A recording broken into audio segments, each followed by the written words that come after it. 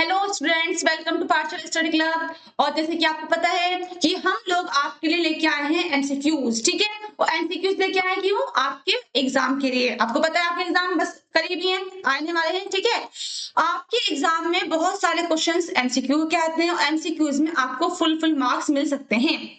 हम आपके लिए हर सब्जेक्ट की वीडियो लेके आ रहे हैं। तो आज क्या है आपके लिए 9th क्लास की एसएसटी की वीडियो। ठीक है, एसएसटी में किसकी? हिस्ट्री की। हिस्ट्री का लेसन नंबर 3 है आपका नाजीवाद और हिटलर का उदय, Nazism and the rise of Hitler. इस वाले चैप्टर के बहुत सारे एमसीक्यूज कवर करेंगे। तो चलिए जल्दी से स्टार्ट करते हैं। फर्स्ट क्वेश्चन है आपका, मई 1945 में जर्मनी ने किसके सामने समर्पण किया था? बताना है आपको कि मई 1945 में जर्मनी ने समर्पण किसके सामने किया था। इसके लिए 4 ऑप्शन दे रखे हैं आपको। ऑप्शन ए धुरी शक्तियों के सामने, बी मित्र राष्ट्र के सामने, सी जापान के सामने, या फिर ऑप्शन डी है इटली के सामने। चलिए बताइए, जर्मनी ने 1945 में किसके सामने समर्पण किया था? और आपको पता है कि जर्मनी ने किसके सामने किया था? उसने मित्र राष्ट्र के सामने समर्पण किया था। चैप्टर है आपका ये वाला, हिटलर वाला, बहुत ज्यादा इंटरेस्टिंग चैप्टर है। क्वेश्चन नंबर 2 देखिए अपनी स्क्रीन पे। हिटलर का प्रचार मंत्री कौन था? इसके ऑप्शन है A Hjalmar Schacht, option B Goebbels, option C Hindenburg, या फिर ऑप्शन डी हेलमुट। जो हिटलर था उनका प्रचार मंत्री इन चारों में से कौन था? और जैसा कि आपको पता है हिटलर का प्रचार मंत्री कौन था? गोबल्स। ठीक है, तो इसका ऑप्शन बी होगा करेक्ट आंसर। नेक्स्ट क्वेश्चन देखते हैं। नेक्स्ट क्वेश्चन है आपका, वर्साई की संधि के युद्ध अपराध और अनुच्छेद के तहत जर्मनी पर कितना हर्जाना लगाया गया? वर्साई की संधि हुई थी, उसके बाद जर्मनी पर हर्जाना लगाया गया था, तो वो कितने रुपए का हर्जाना था वो बताना है आपको। इसके ऑप्शन है, ऑप्शन ए 6 अरब पाउंड का, ऑप्शन बी 10 अरब पाउंड का, ऑप्शन सी 2 अरब पाउंड का, या फिर ऑप्शन डी 8 अरब पाउंड का। बताइए जर्मनी पर कितने रुपए का हर्जाना लगाया गया था वर्साई की संधि के बाद? जल्दी से इसका आंसर दीजिए। और आपको पता है जर्मनी पे कितना हर्जाना लगाया गया था? उस पे लगाया गया था पूरे 6 अरब पाउंड का। ठीक है, तो इसका सही आंसर होगा ऑप्शन ए। नेक्स्ट क्वेश्चन देखते हैं। नेक्स्ट क्वेश्चन है, वायु संविधान के किस अनुच्छेद ने राष्ट्रपति को आपातकाल लागू करने, नागरिक अधिकार रद्द करने और अध्यादेशों के जरिए शासन चलाने का अधिकार दिया था? ये किस अनुच्छेद के अंदर है वो बताना है। इसके ऑप्शंस, ऑप्शन ए अनुच्छेद 42 में, ऑप्शन बी अनुच्छेद 48 में, ऑप्शन सी अनुच्छेद 14 में, या फिर ऑप्शन डी अनुच्छेद 50 में। और इसका सही आंसर होगा अनुच्छेद 48, option B is correct answer. Next question देखते हैं। नेक्स्ट क्वेश्चन है, आर्थिक महामंदी की शुरुआत कब हुई? आर्थिक महामंदी की शुरुआत कौन से सन में हुई थी वो बताना है। ऑप्शंस, ऑप्शन ए है 1923 में, ऑप्शन बी 1929 में, ऑप्शन सी 1933 में, या फिर ऑप्शन डी 1919 में। महामंदी की शुरुआत इन चारों में से किस सन में हुई थी वो बताना है। और महामंदी की शुरुआत कब हुई थी? 1929 में। और 1929 कहां पर है? वो है ऑप्शन बी। तो इसका सही आंसर होगा ऑप्शन बी। अगला क्वेश्चन देखते हैं। अगला क्वेश्चन स्क्रीन पे है आपकी, जर्मनी में कम्युनिस्ट पार्टी की नींव किसने डाली? इजी क्वेश्चन, बहुत इजी क्वेश्चन है। बताइए ऑप्शन है इसके, ए स्पार्टकिस्ट लीग ने, ऑप्शन बी नात्सियों ने, ऑप्शन सी वाइमर गणराज्य ने, या फिर ऑप्शन डी सोशल डेमोक्रेट्स ने। बताइए जर्मनी में कम्युनिस्ट पार्टी की नींव इन चारों में से किसने डाली? टाइम ज्यादा नहीं है, जल्दी से आंसर दो इसका। और किसने नींव डाली थी इसकी? स्पार्टकिस्ट लीग ने। Very good. और तो इसका सही आंसर क्या होगा? इसका सही आंसर होगा ऑप्शन ए। नेक्स्ट क्वेश्चन आपकी स्क्रीन पे है, नाजी जर्मनी में युंग फोक क्या था? युंग फोक सोचो क्या था? नाजी जर्मनी में युंग फोक क्या था? इसके ऑप्शंस, ए 14 वर्ष से कम उम्र के बच्चों का नाजी युवक संगठन था, ऑप्शन बी एक गुप्तचर पुलिस थी, ऑप्शन सी एक कंसंट्रेशन कैंप था, या फिर ऑप्शन डी एक श्रम सेवा। बताइए युंग फोक क्या था नाजी जर्मनी में? आपको पता है एक संगठन बनाया गया था, उसमें छोटे छोटे बच्चे थे, उसी संगठन का नाम क्या था? युंग फोक। और उस संगठन में थे 14 साल से कम उम्र के बच्चे, ठीक है। तो इसका सही आंसर होगा ऑप्शन ए। इजी क्वेश्चन है, आई होप अच्छा लग रहा होगा आपको क्वेश्चन करने के बाद भी। चलिए जल्दी से नेक्स्ट क्वेश्चन देखते हैं। नेक्स्ट क्वेश्चन है 1940 में हस्ताक्षरित त्रिपक्षीय संधि में कौन सा देश शामिल नहीं था। एक संधि बनी थी त्रिपक्षीय संधि, इस संधि में 3 देश शामिल थे। आपके पास 4 ऑप्शन दे रखे हैं, आपको बताना है इन चारों में से कौन सा देश शामिल नहीं था। Options A Germany, option B Italy, option C France या फिर ऑप्शन डी जापान। त्रिपक्षीय संधि में इन चारों में से कौन सा देश शामिल नहीं था वो बताना है। जल्दी से सोचो और बताओ कौन सा देश नहीं था इसमें, और इसमें कौन सा देश शामिल नहीं था, इसमें था फ्रांस, ठीक है। तो ऑप्शन सी होगा इसका करेक्ट आंसर कि फ्रांस इसमें शामिल नहीं था। ओके, अगला क्वेश्चन देखते हैं। अगला क्वेश्चन है मेन काम्फ पुस्तक किसने लिखी। एक पुस्तक है मेन काम्फ, उसके ऑथर कौन है वो बताना है। ऑप्शंस ए शाल्टर बेराट ने, ऑप्शन बी एडोल्फ हिटलर ने, ऑप्शन सी पादरी निमोलर ने या फिर ऑप्शन डी हर्बर्ट स्पेंसर ने। मेन काम्फ नाम की एक किताब है, वो किताब किसने लिखी थी बताओ। और ये पुस्तक किसने लिखी थी, ये लिखी थी एडोल्फ हिटलर ने, ठीक है। तो इसका सही आंसर एडोल्फ हिटलर देखो कहां पर है, ऑप्शन बी में। तो इसका सही आंसर हो जाएगा ऑप्शन बी, ठीक है।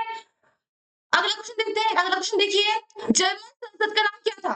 जो जर्मन की संसद थी उसका नाम क्या था। Options A Duma, B Soviet, C Congress या ऑप्शन डी राइक्सटाग। बताइए जर्मन की संसद का नाम क्या था। What was the name of the German parliament. Duma, Soviet, Congress और राइक्सटाग। और वहां की संसद का नाम क्या था, राइक्सटाग। तो इसका सही आंसर कौन सा होगा, आंसर में ऑप्शन होगा यहाँ पे डी, ठीक है। अगला क्वेश्चन देखते हैं। अगला क्वेश्चन है यहाँ पे प्रसिद्ध विशेषाधिकार अधिनियम कब पारित किया गया। ऑप्शन है यहाँ पे ए 30 जनवरी 1933 में, ऑप्शन बी 3 मार्च 1933 में, ऑप्शन सी 1 सितंबर 1939 में या फिर ऑप्शन डी 2 अगस्त 1934 में। सोचिए प्रसिद्ध विशेषाधिकार अधिनियम इन चारों में से कब पारित हुआ था। और कब पारित हुआ था ये 3 मार्च में, ठीक है। और 3 मार्च कहां पे, ऑप्शन बी में। ये पारित हुआ था 3 मार्च 1933 में। अगला क्वेश्चन देखते हैं। अगला क्वेश्चन है हिटलर यूथ संगठन ने नाजी राज्य में कैसे योगदान दिया। उन्होंने नाजी राज्य में योगदान कैसे दिया वो बताना है। ऑप्शंस ए युवाओं को राष्ट्रीय समाजवाद, युद्ध की पूजा और अवांछितों के प्रति घृणा की भावना में शिक्षित करके, ऑप्शन बी लोकतंत्र सिखाकर, ऑप्शन सी गरीबों की मदद करके या फिर ऑप्शन डी केवल खेलों का आयोजन करके। जो हिटलर यूथ था उस संगठन ने नाजी राज्य में किस तरह से अपना योगदान दिया था। और नाजी राज्य में दूसरों के लिए क्या सिखाया जाता था, घृणा, ठीक है। इसका ऑप्शन कौन सा होगा, ऑप्शन ए। ऑप्शन ए क्या है, युवाओं को राष्ट्रीय समाजवाद, युद्ध की पूजा, अवांछितों के प्रति घृणा की भावना में शिक्षित करके। Option A is correct answer. देखते हैं अगला क्वेश्चन है नाजियों द्वारा आर्यों का कट्टर शत्रु किसे माना जाता था। पूरे चैप्टर में बार बार रिपीट हुआ है तो पता होगा आपको कि नाजियों के द्वारा उनका कट्टर शत्रु पक्का दुश्मन कौन था। ऑप्शंस ए जिप्सी लोग, ऑप्शन बी यहूदी, ऑप्शन सी रूसी या फिर ऑप्शन डी पोलिश लोग। बताइए नाजियों के लिए उनका कट्टर शत्रु कौन था। और उनका जो कट्टर शत्रु था वो कौन थे, यहूदी लोग, ठीक है। इसका आंसर होगा ऑप्शन बी इज करेक्ट। अगला क्वेश्चन देखते हैं। देखिए अपनी स्क्रीन पे नेक्स्ट क्वेश्चन, पहचान के लिए सभी यहूदियों को किस रंग का सितारा पहनने का आदेश दिया गया।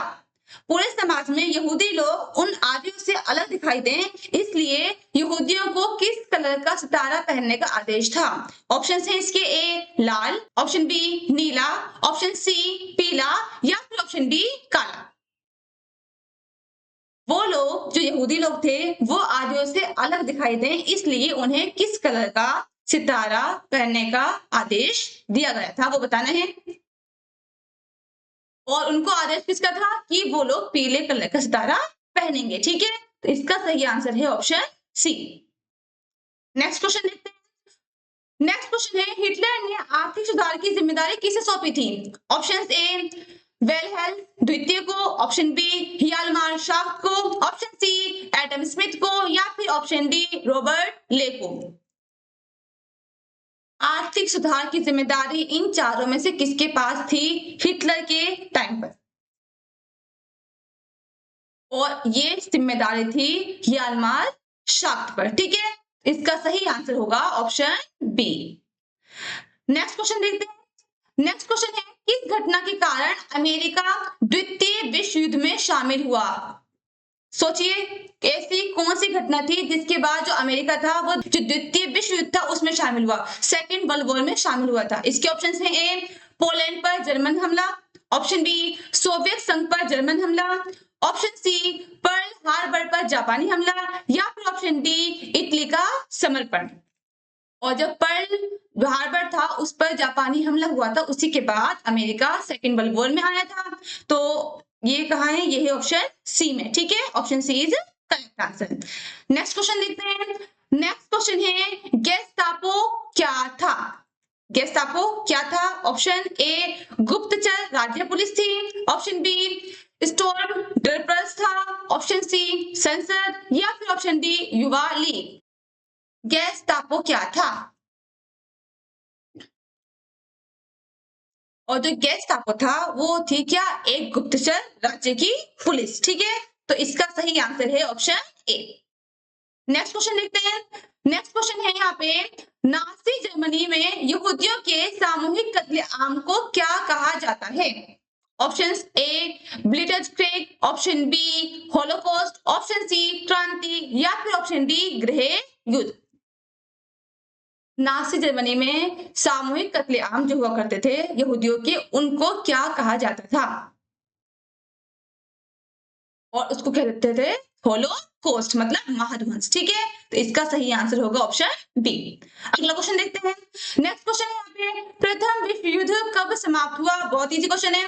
प्रथम विश्व युद्ध कब समाप्त हुआ था? ऑप्शन ए 1914 में, ऑप्शन बी 1917 में, ऑप्शन सी 1918 में, या फिर ऑप्शन डी 1939 में। जल्दी से बताओ इसका,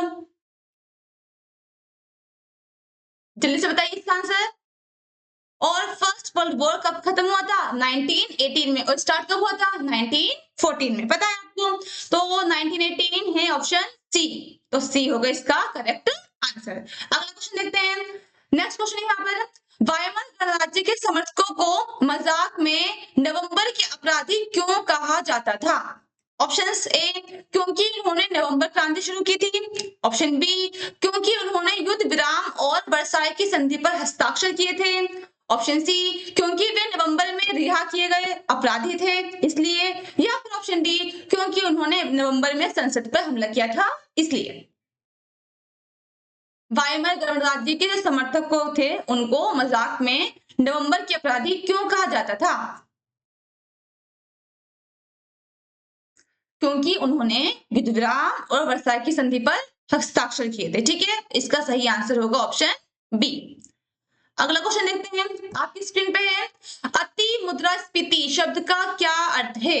ये वर्ड यूज हुआ है अति मुद्रास्फीति, इसका मीनिंग क्या है वो बताएंगे आप। ऑप्शन से वह स्थिति जब कीमतें बहुत गिर जाती हैं उसको बोलते हैं, ऑप्शन बी वह स्थिति जब कीमतें स्थिर रहती हैं उसको बोलेंगे अति मुद्रास्फीति, या फिर वह स्थिति जब कीमतें बेहिसाब बढ़ जाती हैं, और लास्ट ऑप्शन है ऑप्शन डी उच्च रोजगार की स्थिति। सोचिए और बताइए, अति मुद्रास्फीति किसे कहते हैं? इसका मतलब क्या होता है? और वो स्थिति जब कीमतें बेहिसाब बढ़ जाती हैं उसी को हम क्या बोलते हैं? अति मुद्रास्फीति। ठीक है, तो इसका सही आंसर है ऑप्शन सी। नेक्स्ट क्वेश्चन देखते हैं। नेक्स्ट क्वेश्चन आपकी स्क्रीन पे है, नाजी नजरिए में महिलाओं की स्थिति क्या थी? ऑप्शन ए वे पुरुषों के बराबर थी, ऑप्शन बी वे पुरुषों से बिल्कुल भिन्न थी, और उनका कर्तव्य अच्छी मां बनना था। ऑप्शन सी, उन्हें कारखानों में काम करने के लिए प्रोत्साहित किया जाता था। या फिर ऑप्शन डी, उन्हें राजनीतिक दलों का नेतृत्व करने की अनुमति थी। नासी नजरिए में महिलाओं की स्थिति इन चारों में से क्या थी, वो बताना है आपको। और उनकी स्थिति क्या थी? ऑप्शन बी है इसमें, वे पुरुषों से बिल्कुल भिन्न थी और उनका कर्तव्य अच्छी मां बनना था। और आपको याद भी होगा, आपने इस चैप्टर में पढ़ा है कि औरतों को इसके लिए अवार्ड भी दिए जाते थे। ठीक है, तो इसका सही आंसर है option B. Next question, Spartacist League के विद्रोह का मुख्य निशाना कौन से सामाजिक समूह थे? ऑप्शंस हैं, A Bolshevik, option B Nazi, option C Weimar गणराज्य के समर्थक, या फिर ऑप्शन डी सेना। जो स्पार्टकिस्ट लीग थी उसके विद्रोह का मुख्य निशाना कौन से सामाजिक समूह थे? और इनका जो मेन टारगेट था वो किस पे था? वाइमर गणराज्य के समर्थकों पर। ठीक है, तो इसका सही आंसर होगा ऑप्शन सी। नेक्स्ट क्वेश्चन, बहुत काफी इजी क्वेश्चन हो रहे हैं। नेक्स्ट क्वेश्चन देखते हैं आपकी स्क्रीन पे है, हिटलर ने 1941 में सोवियत संघ पर हमले को ऐतिहासिक बेवकूफी क्यों माना? इसके ऑप्शंस हैं, ऑप्शन ए, इसने जर्मन पश्चिमी मोर्चे को ब्रिटिश वायु बमबारी और पूर्वी मोर्चे को शक्तिशाली सोवियत सेनाओं के सामने उजागर कर दिया। ऑप्शन बी, रूस जर्मनी का मित्र था। ऑप्शन सी, अमेरिका ने तुरंत रूस का समर्थन किया। या फिर ऑप्शन डी, जर्मनी के पास गोला बारूद खत्म हो गया था इसलिए। जल्दी से बताइए इसका आंसर। और इस क्वेश्चन का सही आंसर होगा ऑप्शन ए। ठीक है, ऑप्शन ए, इसने जर्मन पश्चिमी मोर्चे को ब्रिटिश वायु बमबारी और पूर्वी मोर्चे को शक्तिशाली सोवियत सेनाओं के सामने उजागर कर दिया था, इसलिए कहा जाता है इसके ऐतिहासिक बेवकूफी उसने माना। ठीक है, नेक्स्ट क्वेश्चन, 28 फरवरी 1933 के अग्नि अध्यादेश का उपयोग किस लिए किया गया? चार ऑप्शन है इसके। ऑप्शन ए, संसद को जलाने के लिए किया गया था। ऑप्शन बी, किताबें जलाने के लिए किया गया था। ऑप्शन सी, युद्ध शुरू करने के लिए किया गया था। या फिर ऑप्शन डी, अभिव्यक्ति, प्रेस और सभा करने की आजादी जैसे नागरिक अधिकारों को अनिश्चितकाल के लिए निलंबित करने के लिए किया गया था। अग्नि अध्यादेश का उपयोग किस लिए किया गया था? और ये क्यों किया गया था? ये किया गया था अभिव्यक्ति, प्रेस और सभा करने की आजादी जैसे नागरिक अधिकारों को अनिश्चितकाल के लिए निलंबित करने के लिए। ठीक है, तो इसका सही आंसर है ऑप्शन डी। नेक्स्ट क्वेश्चन देखते हैं। नेक्स्ट क्वेश्चन है, सर्वहाराकरण का सही अर्थ पहचाने। सर्वहाराकरण का सही मीनिंग क्या होता है वो बताना है। ऑप्शंस ए, रईसों की तरह अमीर होना, इसे सर्वहाराकरण बोलते हैं। ऑप्शन बी, देश छोड़ना। ऑप्शन सी, सेना में शामिल होना। या फिर ऑप्शन डी, मजदूर वर्ग की स्थिति में पहुंच जाने का डर। सर्वहाराकरण का मतलब क्या होता है? और इसका मतलब होता है मजदूर वर्ग की स्थिति में पहुंच जाने का डर। ठीक है, इसका सही आंसर है ऑप्शन डी। अगला क्वेश्चन देखते हैं। नेक्स्ट क्वेश्चन है, नाजियों ने अपने प्रचार में वर्साई की संधि का उपयोग कैसे किया? इसके लिए चार ऑप्शन है आपके यहाँ पर। ऑप्शन ए, उन्होंने इसकी प्रशंसा की थी। ऑप्शन बी, उन्होंने इसे राष्ट्रीय अपमान बताया और इसके अन्याय को खत्म करने का वादा किया। ऑप्शन सी, उन्होंने इसे नजरअंदाज किया था। या फिर ऑप्शन डी, उन्होंने कहा कि इससे जर्मनी को मदद मिली। जो नासी लोग थे उन्होंने अपने प्रचार में वर्साई की संधि का उपयोग कैसे किया?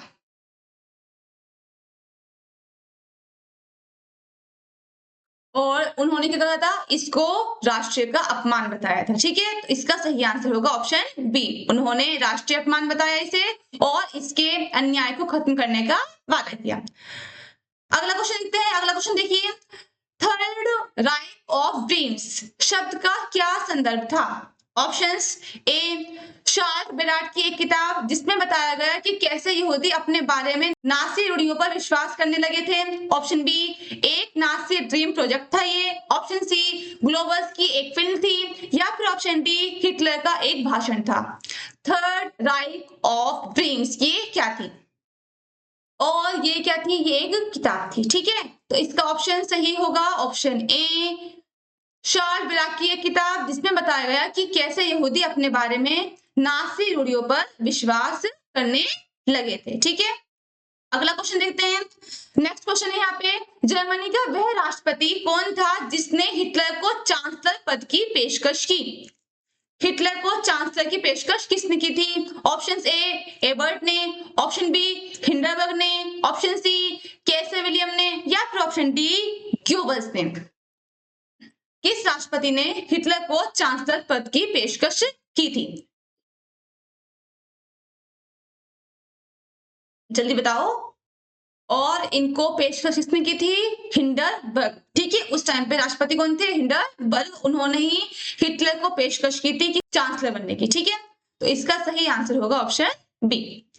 नेक्स्ट क्वेश्चन देखते हैं। नेक्स्ट क्वेश्चन है, हर्बर्ट स्पेंसर की किस अवधारणा का उपयोग हिटलर ने अपने शासन को सही ठहराने के लिए किया? इसके ऑप्शन है ए सामाजिक अनुबंध, ऑप्शन बी देवी अधिकार सिद्धांत, ऑप्शन सी शक्तियों का पृथक्करण, या फिर ऑप्शन डी जो सबसे योग्य है वही जिंदा बचेगा। हिटलर ने अपने शासन को सही ठहराने के लिए इन चारों में से किसका उपयोग किया था?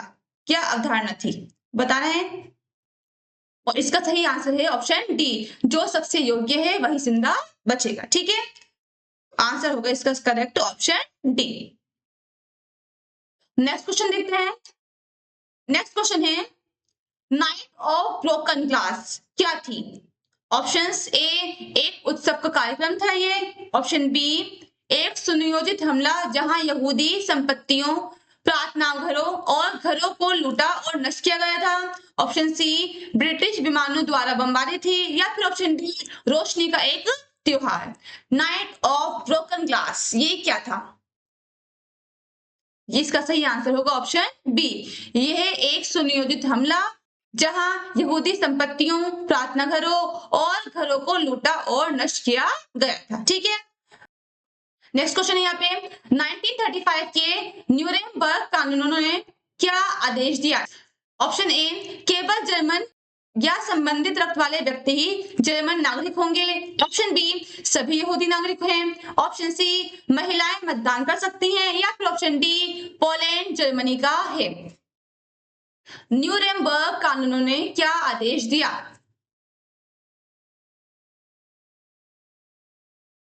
और इसमें क्या आदेश था? केवल जर्मन या संबंधित रक्त वाले व्यक्ति ही जर्मन के नागरिक होंगे। ठीक है, इसका सही आंसर है ऑप्शन ए। नेक्स्ट क्वेश्चन देखते हैं। नेक्स्ट क्वेश्चन है, नाजी पार्टी किस वर्ष राइक्सटाग में सबसे बड़ी पार्टी बनी? ऑप्शंस ए 1928 में, बी 1929 में, ऑप्शन सी 1932 में, या फिर ऑप्शन डी 1933 में। जो नाजी पार्टी थी वो किस वर्ष में राइक्सटाग में सबसे बड़ी पार्टी बनी थी? चार ऑप्शन है आपके पास, बताइए कब बनी थी वो,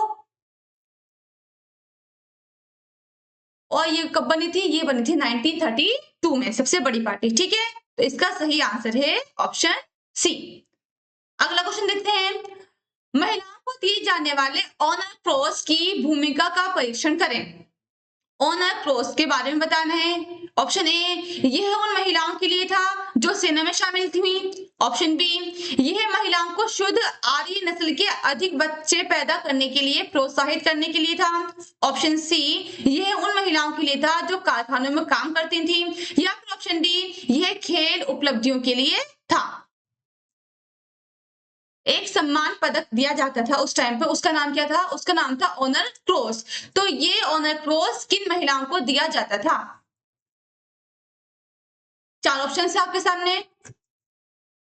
और ये दिया जाता था उन महिलाओं को जिनसे कहा जाता था कि अगर आप असली नस्ल के जो आर्य बच्चे हैं उन्हें पैदा करेंगी तो आपको यह अवार्ड मिलेगा। हर बच्चे के लिए अलग अलग तरह का अवार्ड यहाँ पे सुनिश्चित किए गए थे। ठीक है, तो इसका सही आंसर है ऑप्शन बी, यह महिलाओं को शुद्ध आर्य नस्ल के अधिक बच्चे पैदा करने के लिए प्रोत्साहित करने के लिए था। ठीक है, अगला क्वेश्चन देखते हैं। ये केस स्टडी है, हेलमुट के पिता ने अपने दफ्तर में खुद को गोली मार ली। हेलमुट ने 9 साल तक घर पर खाना नहीं खाया।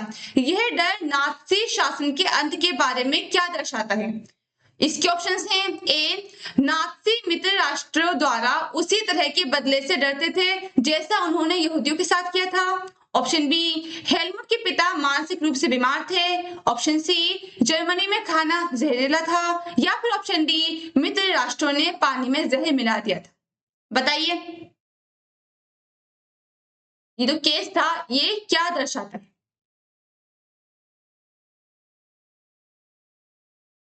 और इसका सही आंसर होगा ऑप्शन ए, जो नाज़ी मित्र थे राष्ट्र द्वारा उसी तरह के बदले से डरते थे जैसा उन्होंने यहूदियों के साथ किया था। ठीक है, तो ऑप्शन ए होगा इसका करेक्ट आंसर। अगला क्वेश्चन देखते हैं, और ये आपकी इस चैप्टर का लास्ट क्वेश्चन भी है। क्वेश्चन है 1923 में वायमर गणराज्य को आर्थिक संकट का सामना क्यों करना पड़ा, जिसके कारण कागजी मुद्रा छापनी पड़ी। इसके ऑप्शंस ए, महामंदी के कारण। ऑप्शन बी, क्योंकि जर्मनी ने खजाना देने से इनकार कर दिया और फ्रांस ने रूर औद्योगिक क्षेत्र पर कब्जा कर लिया था। ऑप्शन सी, क्योंकि हिटलर ने सत्ता संभाल ली थी। या फिर ऑप्शन डी, कम्युनिस्ट क्रांति के। क्वेश्चन रिपीट करते हैं फिर से, 1923 में वायमर गणराज्य को आर्थिक संकट का सामना क्यों करना पड़ा था, जिसके कारण कागज की मुद्रा छापनी पड़ी। इसके लिए चार ऑप्शन दे रखे हैं आपको, आपको बताना है इन चारों में से सही आंसर कौन सा है। और इसका सही आंसर है ऑप्शन बी। ठीक है, ऑप्शन बी है क्योंकि जर्मनी ने खजाना देने से इनकार कर दिया और फ्रांस ने रूर औद्योगिक क्षेत्र पर कब्जा कर लिया। ठीक है, तो आज की क्लास के लिए बस इतना ही। अगर आपको इस चैप्टर के और ज्यादा एमसीक्यूज चाहिए आपके एग्जाम की प्रिपरेशन के लिए, तो उसका लिंक आपको हमारे डिस्क्रिप्शन में मिल जाएगा। आप डायरेक्ट हमारी वेबसाइट पे विजिट कर सकते हैं और वहां से और ज्यादा क्वेश्चन ले सकते हैं। नेक्स्ट वीडियो में हम और वीडियोस लेके आएंगे लिए अलग सब्जेक्ट्स की भी और अलग चैप्टर्स की भी। ठीक है, थैंक यू।